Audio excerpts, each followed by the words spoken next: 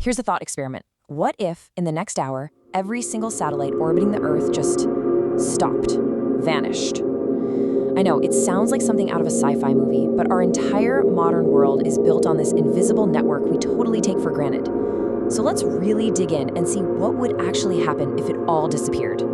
Just picture it. It's a regular Tuesday morning. You're maybe scrolling through your phone, texting a friend, probably watching a video just like this one. Everything just works the way it always does. Life is just humming along, and it's all powered by this silent, invisible web way, way above our heads. And then it does it. Without any warning, it all just stops. Your phone, no signal. The GPS on your car's dashboard, frozen on a street you passed 2 minutes ago. The internet, just a blank screen.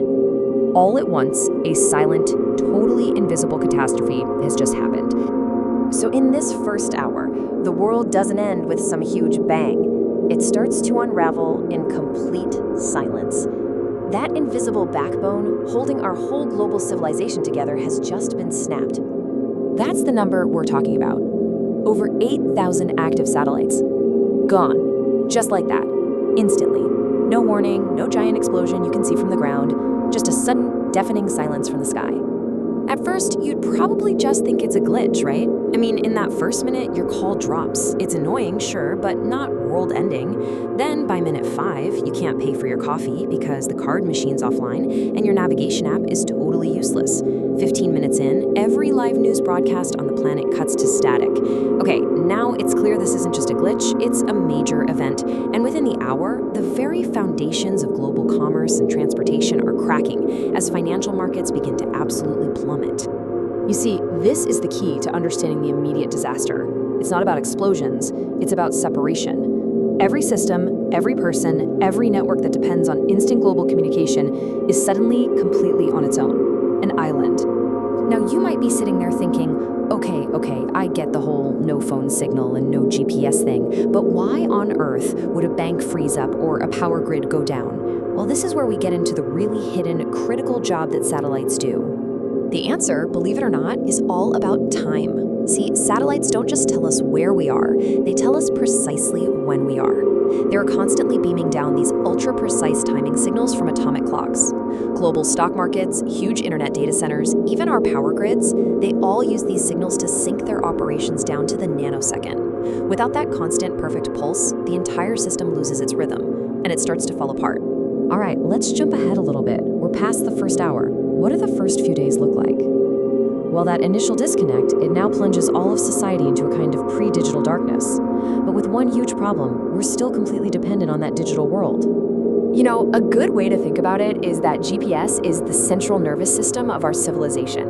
And without it, the whole thing seizes up. The global supply chain, which tracks every ship, truck, and train, it grinds to a halt. Modern farming, which uses GPS for precision planting, impossible. Power grids can't stay in sync, so they start to fail, triggering citywide blackouts. And maybe the scariest part, we can't see the weather anymore. A massive hurricane could be forming out at sea, and we'd be totally blind to where it's going. And here's a really crucial point. The reason the supermarket shelves are empty isn't because we ran out of food. The food, the medicine, the fuel, it all still exists. The problem isn't a lack of stuff. It's that the system we built to move all that stuff from point A to point B has completely collapsed. The arteries of civilization are clogged. Just when you think things on the ground couldn't get any worse, you realize the real, long-term catastrophe is just getting started, high above our heads. See, the problem isn't just that the satellites are gone, it's what they've left behind. And this leads us to a genuinely terrifying scientific theory called the Kessler Syndrome. It was proposed by a NASA scientist, and it describes a catastrophic, unstoppable chain reaction in orbit. So what is it exactly? Well, when those 8,000 satellites are destroyed, they don't just vaporize, they shatter into millions and millions of pieces of high-velocity shrapnel. And this creates a domino effect, a cascade of destruction that just grows and grows and grows. Let's just walk through how this nightmare unfolds. First, you have millions of fragments whipping around the planet at over 17,000 miles per hour. At that speed, even a tiny fleck of paint hits with the force of a bowling ball. Every time one of these fragments hits something else, it creates a brand new, denser cloud of debris. This chain reaction continues until low Earth orbit is no longer a gateway to space, but a lethal, permanent minefield. And this isn't a temporary problem. We can't just send up new satellites.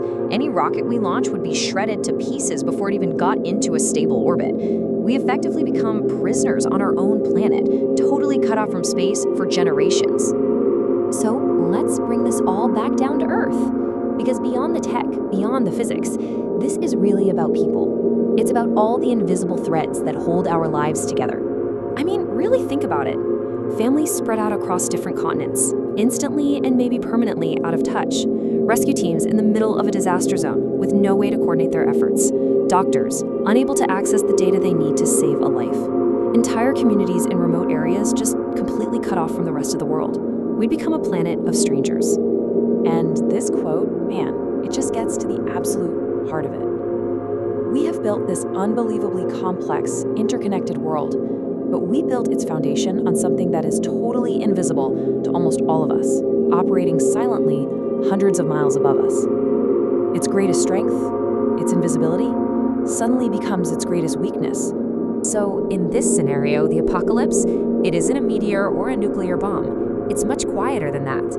It's a slow collapse, born from confusion, from disconnection, and from the sudden, chilling silence when the entire global conversation just stops. And that kind of leaves us with one last thing to think about. We always imagine the end of the world as this big, fiery, instant event. But maybe the thing that's truly more terrifying is a world that isn't destroyed at all, but one that just slowly, quietly, and completely stops working.